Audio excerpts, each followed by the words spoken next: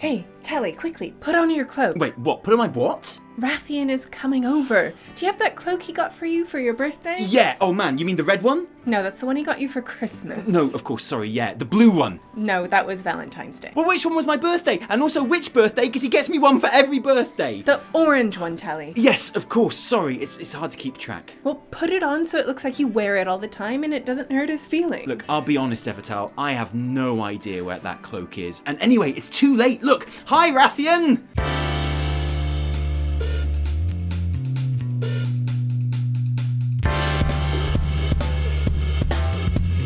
Oh, hey guys, I got you both a little something. Oh, that's really awesome. Great, thanks. I wonder what it is. It's a cloak. A cloak! Wow, amazing. What a surprise. How did you know? It's not just any old cloak. No? I bet it's a legendary cloak. It's a legendary cloak. Oh, cool. A legendary cloak. Another one. Cool. Yeah, I mean, like any cloak, it's gonna get better the more grinding you put into it. Oh, grinding. Cool. Thanks, Ratheon. That's so generous. Tally, why don't you go and put this legendary cloak somewhere safe until we're ready to start grinding it? Sure thing. Oh man, I can't wait to start grinding this bad boy. I wish it was like 8.3 like yesterday for reals. Knowledge is power. Hello Internet, Taliesin here and welcome to another episode of the Weekly Reset, Taliesin and Evitel's Wondrous Wisdom Show, and it's another week of BFA news, classic news, and all in all, mystery and speculation as we near that most magical time of year, Blizzcon, and our first story of the day, if not our main story, in which we ask, is BlizzCon basically cancelled? And let me explain, because the single biggest date in the Blizzard calendar is almost here, and with it, all of those sumptuous treats like protests and Winnie the Pooh cosplay, and also maybe some news and reveals and fun stuff that I'm pretty sure even some virtual ticket holders in Hong Kong are probably quite looking forward to. But yes, it doesn't take Taliesin's eagle eye of news noticing to notice that there definitely is an edge to BlizzCon proceedings this year, for obvious reasons and, to an extent, rightfully so, in my opinion. You all know my views on all the things that have been going down in the last couple of weeks, so I'm not going to repeat them here, but I think a convention is a reasonable place to protest. Reasonably. Now, of course, your worry might be that some of those protests will become unreasonable, and that's a worry that I can understand. It's certainly true that as part of the worldwide pile-on onto Blizz in the wake of the Blizzcon situation, lots of outside commentators are commentating on this from a pretty uninformed position, like the open letter to Blizzard from various US senators from across the political spectrum, urging Blizzard to reconsider their punishment and confiscation of Blizzcon's winnings well over a week after Blizzard had reconsidered their punishment and returned Blizzcon's winnings, which is even longer than it took me to make a video on the subject. And honestly, US Congress people, that's embarrassing, okay? Never be later than me to do anything. It's barely possible. On top of that, there are media outlets and online personalities that I think are maybe making some lovely money over whipping people up into an unreasonable frenzy about the planned protests, and I think those people should maybe be ashamed of themselves, but that still doesn't make it untrue that I think a convention is a reasonable place to protest. Reasonably. And that means not being dicks to event staff who are there working for free and don't have time for your shit. But I don't have to say that, right? Right? Now add that undeniable edge to the fact that Blizzard have cancelled a couple of official events in the last couple of weeks, and that at the time of recording, we still don't have a schedule or floor plan for BlizzCon, when in previous years both of those things have usually been revealed in early October, and there are whispers, internet, that something might be off about this year's event. That Blizzard are currently scrambling behind the scenes in a massive damage control, and that the reason no schedule or floor plan has been made public yet is that they are shifting and rearranging things in one last-ditch attempt to basically minimize the embarrassing effect that those pesky people coming to the con with their morals and opinions and interactions might have on things. Now, this feeling generally isn't being helped by a slew of misinformation being liberally spread around because, you know, the internet, like the news that Blizzard have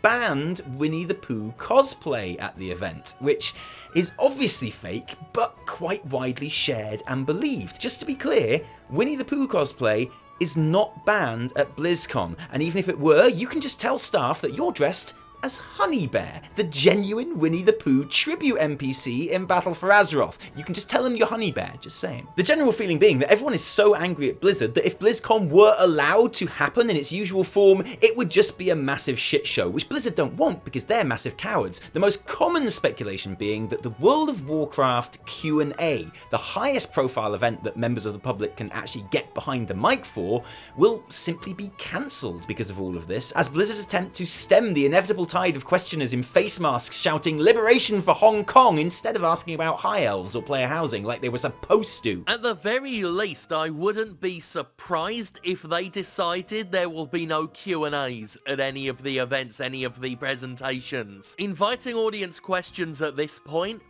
I mean though. There is absolutely no way the WoW Q&A is going on this year. Can you imagine the absolute shit show it would be? Ooh, shit, no schedule. Blizz thinking what they can get away with without humiliation. Honestly, I'd expect there to be no live panels in BlizzCon at this stage, which is all obviously true.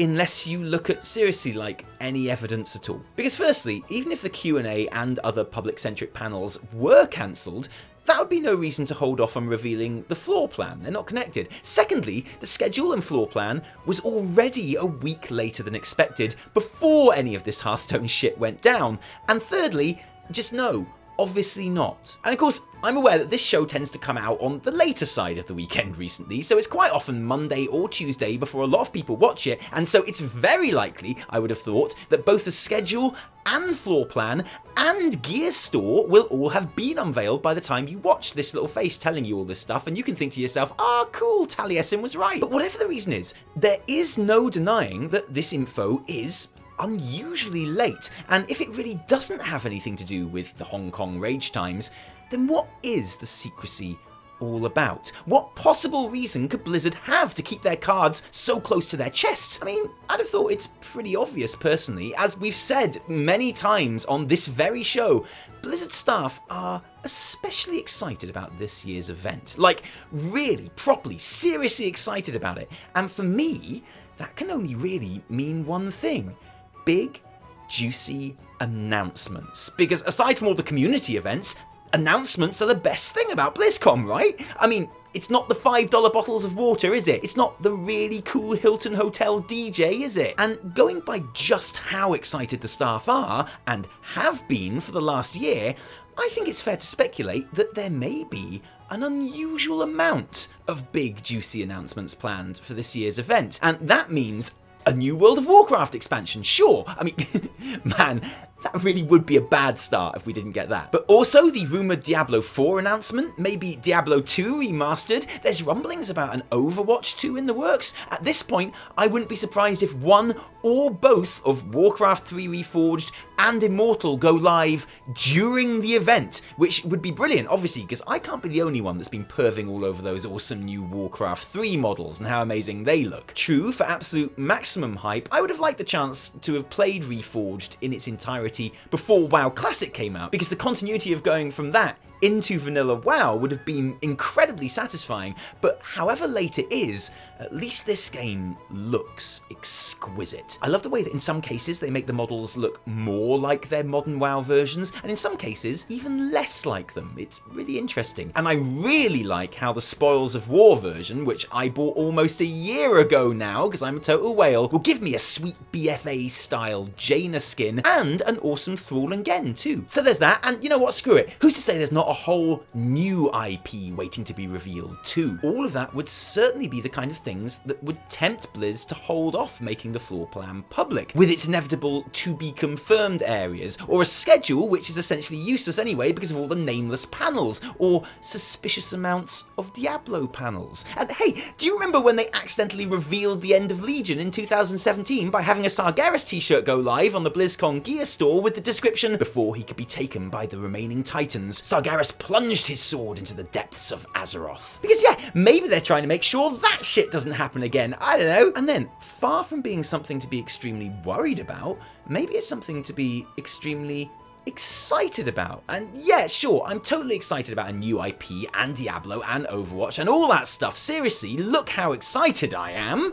But when it comes to this channel, obviously there's only one thing we are really concerned with: the new World of Warcraft expansion. And as that tasty 8.3 data mining goes on, we continue to get more and more hints at what kind of theme that expansion might have. And frankly, I keep getting more and more excited. We talked about the new Death Knight skins for allied races and Pandarans last week, but there's been even more tantalizing glimpses into the snowy world of the Lich King with this week's round of digging. Namely, new Death Knight weapons, namely double-handed swords, notably level 58, and unquestionably 4 of them. Now, there's a lot to unpack here, and some really over-the-top outrageous speculation that we can draw from all of this. Speculation which I totally intend to jump into feet first in my traditional BlizzCon predictions video, maybe this week, maybe next week, depends how lazy I am. But basically, there's a few obvious reactions to this stuff surfacing, combined with the new DK skins from last week. Number 1, 9.0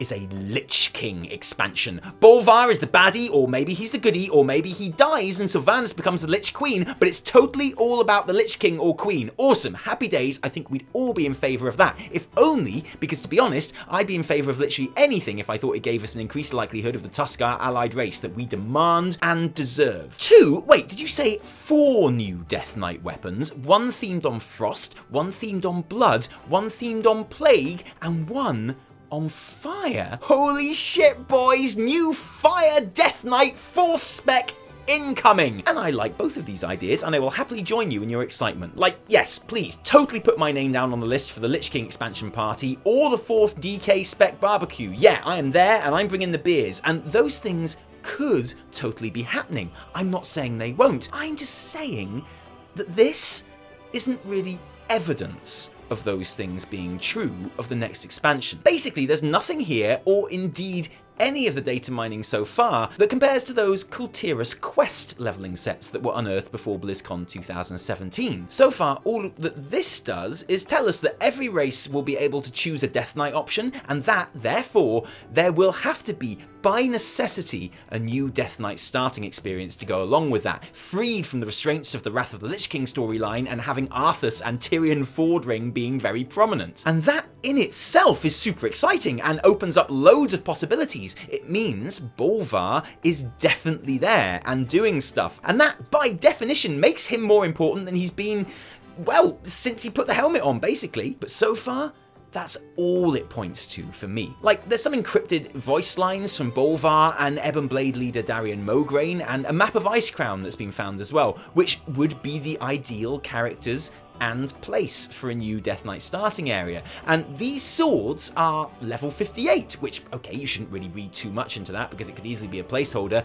but you would expect new Death Knight characters to be given a new sword as part of the scenario, just like in the Arthas version. And the 4 choices might be a sign of new fiery DK specs, sure, but it's just as likely that the fiery one that looks very Bolvar-esque is the one you start with at the beginning of the experience before being given a more specialised Frost, Blood or Plague weapon upon completing it. In fact, if this all is just connected to the new DK starting experience, and I think it all almost certainly is, then actually it would seem to end some exciting speculation, like Bolvar being the baddie in the next expansion, or even dying and getting replaced by someone more excitingly bad. Like, I mean, I don't know who that would be, to be honest. I actually can't think of anyone, so I don't even know why I brought it up. But think about it. We've gone over 10 years now with all playable Death Knights being very specifically raised by Arthas before the events of the Wrath of the Lich King. That is the lore behind your Death Knight character right now, whether you like it or not. And the reason it's been so hard to allow new races Death Knight options, because it simply doesn't fit with that lore.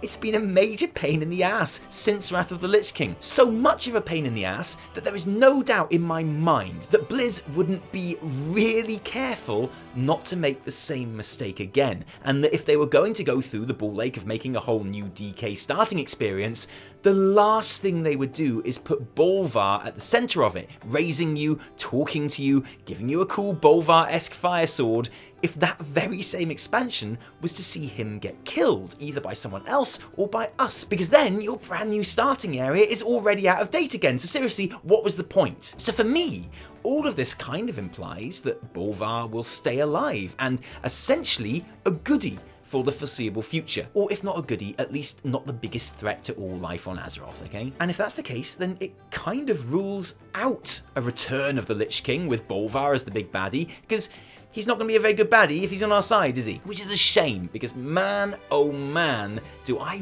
really want that Return of the Lich King or Wrath of the Lich Queen expansion. I am so ready for that, and not just because of the playable Tuskars, but I can't lie, mostly because of the playable Tuskars. Whatever happens though, I think most people are expecting something death-themed for next expansion now, and whether that means we will fight Bolvar, bury Bolvar, or totally chum up with Bolvar and be best friends forever, it's certain, I think, that we'll be seeing plenty more of him. Icecrown is, after all, a gateway to the Shadowlands, and I don't know anything about next expansion, obviously, but I've got a feeling it might be quite handy at some point to have a gateway to the Shadowlands, you know? That just sounds like the kind of thing that might be quite useful is all, that's all. WoW Classic news! And this week, I totally got my B mount. And I know what you're thinking. You're thinking, but Evitel, the B mount is totally a BFA thing, and you're completely right, of course, but I just wanted you to know it's fuzzy and round and really cute, and was also genuinely enjoyable thing to farm for the last couple of weeks. Anyway, WoW Classic news. And players were treated to the surprise launch of the Dire Maul instance, long before its Phase 2 scheduled appearance. The 3-wing ogre squatting in a highborn ruin dungeon is generally considered to be Vanilla's first catch-up instance,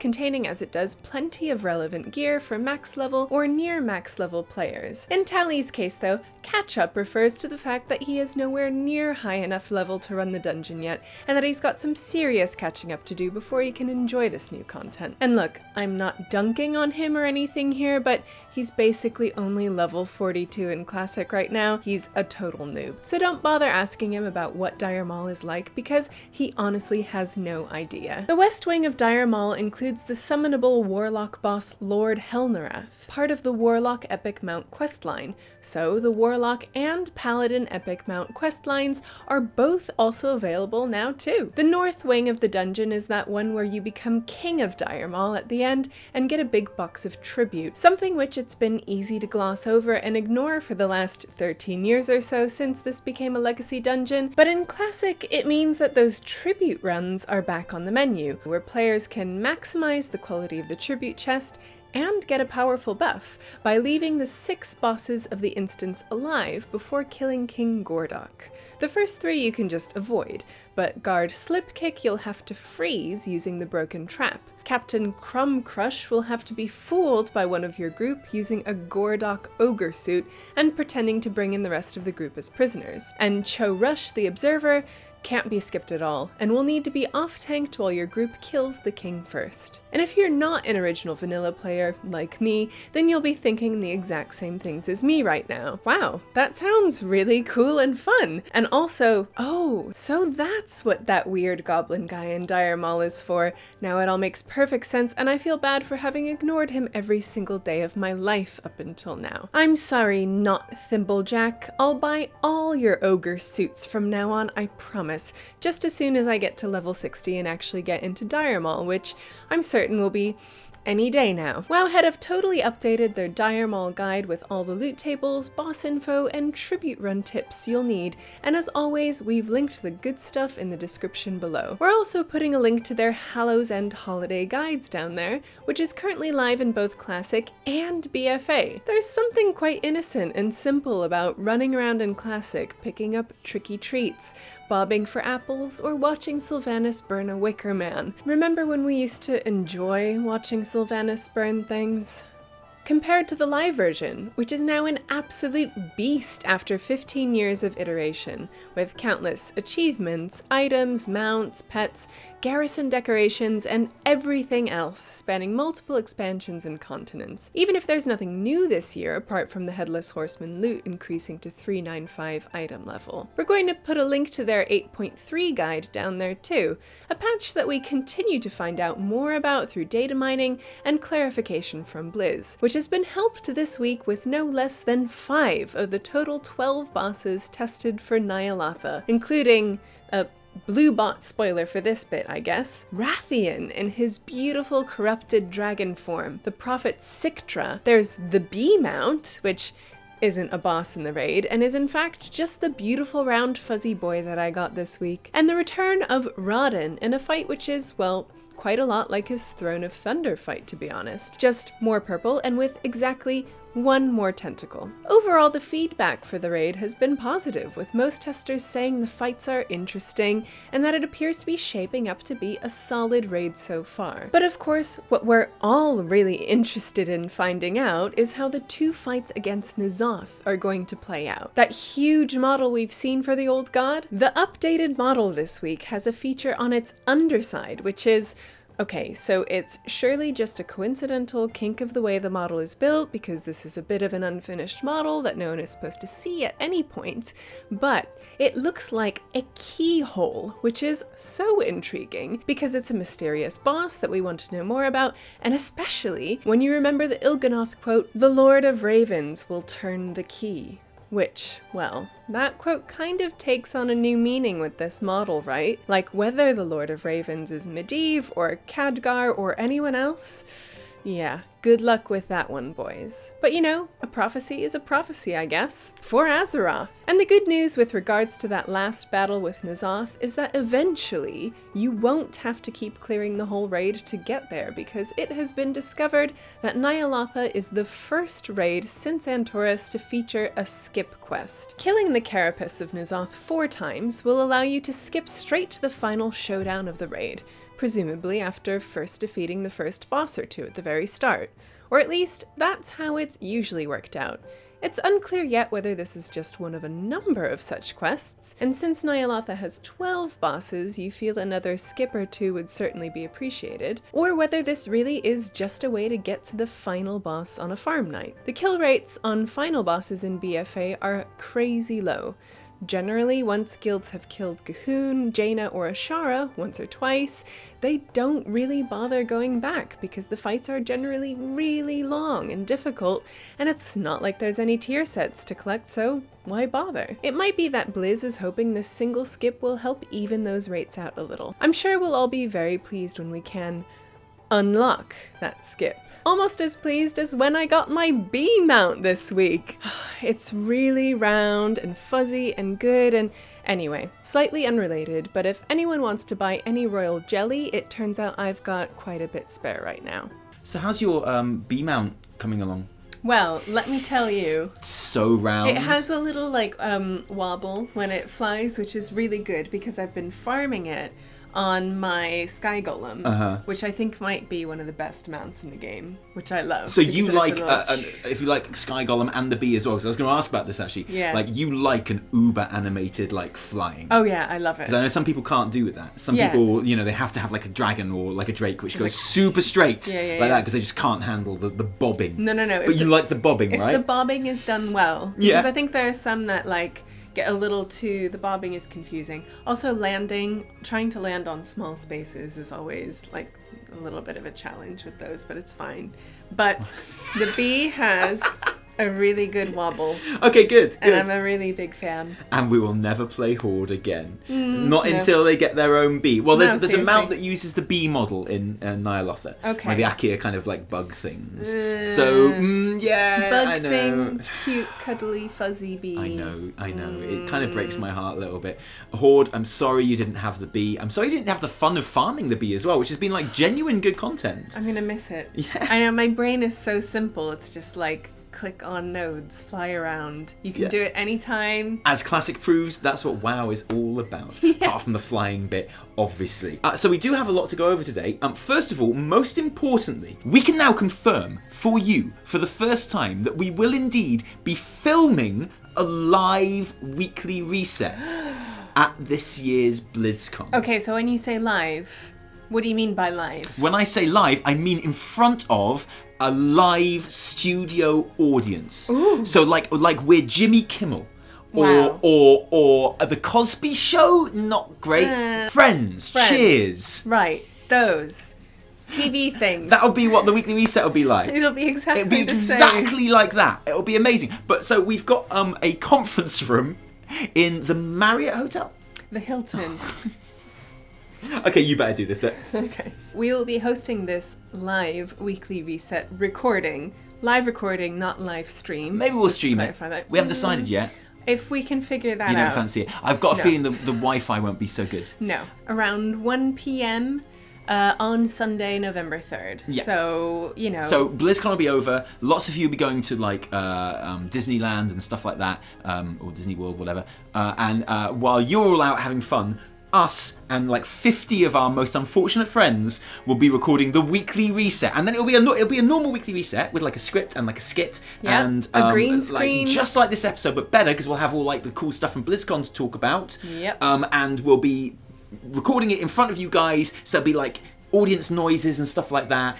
And it'll be fun for you because you'll watch the weekly reset being recorded live and you'll be reacting to it and like interacting with it and stuff like that. And it'll be fun for the audience at home because it'll be like the weekly reset but a little bit different and with stuff some like that. chuckles in the Oh, background. it'll be amazing. So if you want to come and see this live weekly reset at BlizzCon, and we're going to kind of like combine it as a kind of meet and greet and Patreon meetup and stuff as well. Yeah, we'll all hang out afterwards. And we'll get some beers and stuff. It'll be really, really cool. And if you are about and you want to come, then if you're a patron, keep your eyes peeled because it's a ticketed event. The tickets are free, Yes. but we have to ticket it to make sure that we know how many people are going to be there and things like that, and that we don't get too many people because I'm sure that will happen in the next couple of days. So we'll post that on Patreon, and you can keep your eyes peeled. And assuming that patrons don't take all of the tickets, we'll then let you guys know via Twitter, and we'll make them available to the general public as well. Yeah. What I thought was, when we came up with this idea, I was like, the problem with BlizzCon is it's not enough work. No. Like, we don't have enough work to never do. is. We don't have enough work to do when we're at BlizzCon. Never, It's not ever. like we spend literally every second of BlizzCon awake and working and like Yeah. not actually enjoying the con. What we really need to do is give ourselves even more work to do. So I'm really happy that we found some way to do that. Oh yeah, we're working. It's gonna cost us money. Yeah, so It's much gonna money. be, like, it's like outrageous how much money it's costing us. Yeah, But so it it's- ticks all the boxes. It's absolutely brilliant. It's gonna be awesome. It'll be awesome to have people there, and like no matter how chaotic it is, I'm sure it's gonna be fun. And it'll be better than doing a video of just us in our hotel room. Like, I mean, Exactly. we'll probably still do a video of us in our hotel room just talking about stuff as well. But it'll be so cool to have like a proper weekly reset coming from there as well. Yeah. We'll be back in the week for, I think I'm going to do my BlizzCon predictions videos this week, predicting all of the cool new stuff in the new expansion. Do you remember when I did that for Battle for Azeroth and I guessed literally everything that was going to be in Battle for Azeroth? No, I It's don't remember that amazing. one. Weirdly. I remember it and I remind people about it as often as I possibly can. So I think I'll do that video this week, and then we'll be back for the weekly reset next week, where we have, I think, a couple more really exciting announcements to make. Oh. I'm really excited about making those announcements, and I hope you are too, to be hearing them. Wow. Don't burst! But thank you for joining us today. If you liked this video, don't thank us. Thank our patrons who give their actual real-life money to make all of our videos happen. If you didn't like it, downvote the shit out of it. Remember, my name is Duke. And I'm Madlander the Troll. It's not. None of it is. It was all lies. It was all bants and japes, because my name is Taliesin. From me, And me, Evitel. until next time, cheerio.